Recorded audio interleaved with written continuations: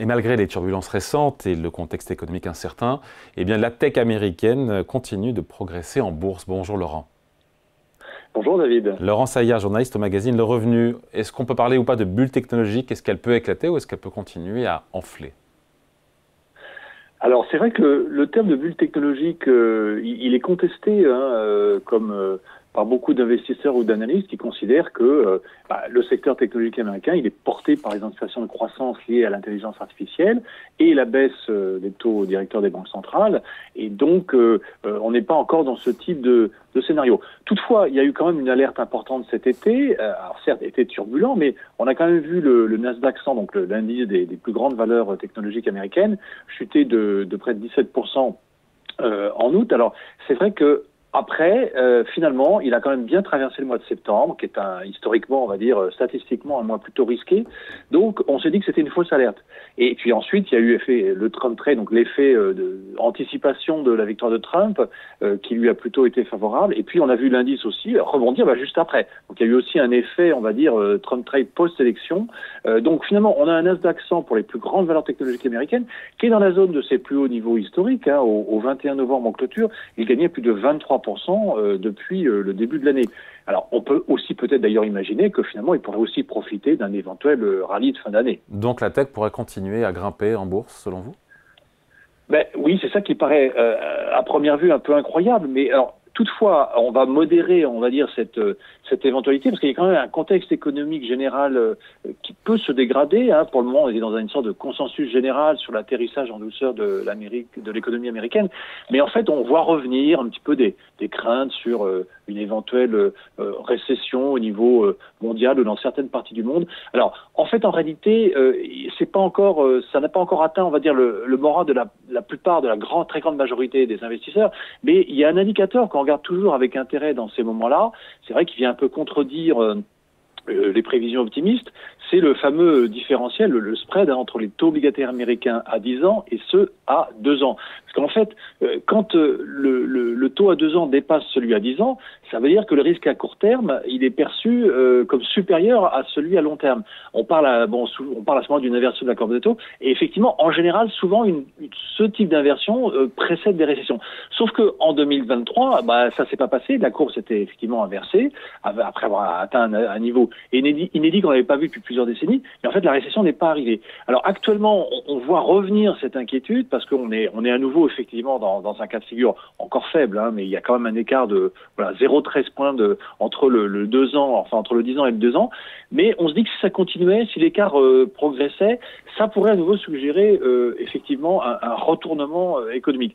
Alors en réalité, et ça vous en parlez régulièrement, David, avec vos intervenants, en fait cette idée d'un très fort ralentissement ou d'une récession, en fait, elle pourrait surtout être précipitée par, là, en revanche, l'une des vraies craintes de Wall Street, c'est le retour de l'inflation, qui pourrait être déclenchée par une politique, effectivement, économique américaine protectionniste, mais qui surtout viendrait compromettre la poursuite de la baisse des taux de la Fed. Et là, effectivement, ce serait moins bien pour les investisseurs.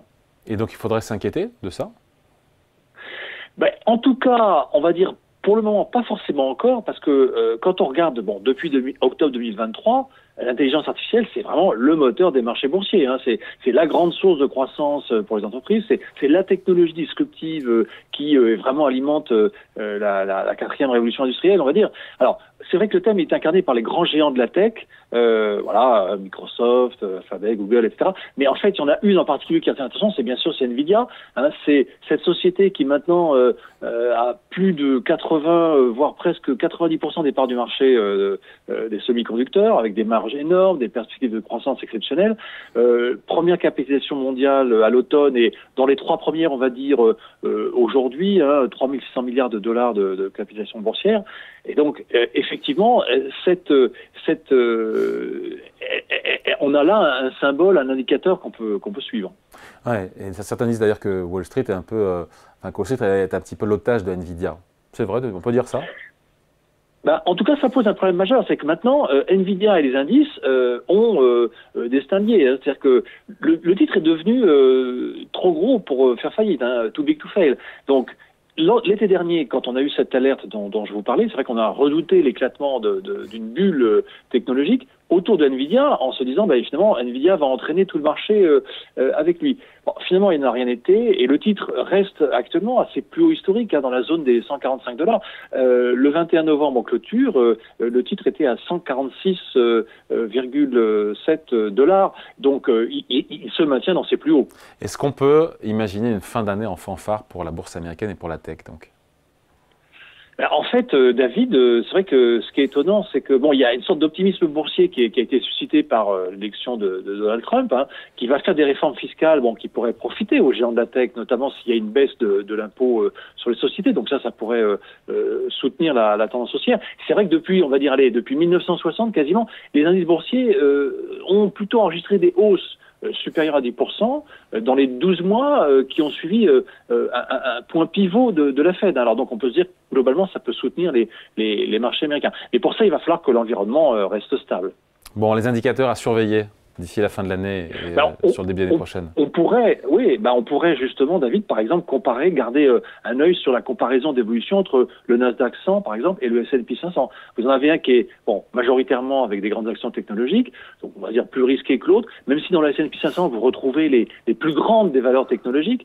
Mais on peut se dire que c'est vrai, quand on regarde ce ratio entre les deux, et bien en fait, on voit que la version au risque, elle est faible et on voit la tendance monter. En fait, si on fait un raisonnement sur très long terme, sur plusieurs décennies, depuis l'explosion de la bulle d'Internet, en fait, on voit que ce ratio, malgré, on va dire, les différents chocs, en fait, il est quand même sur une tendance haussière. C'est-à-dire que actuellement, là, si on regarde depuis un an, et bien en fait, le Nasdaq 100 monte 3 fois plus que le S&P 500. Et donc, en fait, cette tendance haussière, en fait, plus exactement cette évolution haussière de ce ratio, de l'un sur l'autre, en fait, elle a commencé effectivement depuis plus d'une vingtaine d'années. Est-ce qu'elle pourrait se poursuivre? C'est là où c'est difficile. Est-ce qu'il faut attendre que, en fait, le multiple soit de 4, non plus de 3, mais de 4 ou de 5 pour dire, ça y est, la bulle va éclater maintenant? Bon, ça, c'est très difficile à savoir. Mais enfin, ça peut donner une indication, effectivement, si ce ratio monte un peu trop. Et donc, conclusion en 30 secondes. En tout cas, le marché haussier, il semble résister, en tout cas aux États-Unis, c'est très différent en Europe, mais quand on voit toutes les crises qu'il a connues depuis 2009, finalement, il tient, et donc ça va être vraiment lié au dynamisme boursier américain et à la capacité des États-Unis, soit d'échapper à une récession mondiale, ou alors de se sortir totalement de tous les risques des tensions de conflits militaires régionaux et les problèmes géopolitiques qu'on voit surgir. Laurent, avant de se quitter, on va regarder la une du Revenu Hebdo de cette semaine. Sur les fonds structurés, intéressant ça. Oui, voilà, on propose on revient un petit peu sur le sujet. Comment est-ce qu'on peut faire finalement son placement sur mesure, en faisant un petit peu un panorama de ce type de placement. On revient aussi sur quelques valeurs clés, Alstom, Thales, Casino, et puis la foncière Unibail Rodamco Wall Street. On fait un petit peu le point sur sa situation, et un petit clin d'œil sur Siemens qui a gagné 32% depuis le conseil d'achat qu'on avait fait au début de l'année 2023. À lire dans le Revenu Hebdo. Merci à vous. Laurent Saillard, journaliste hebdomadaire. Salut. Merci David, bon week-end.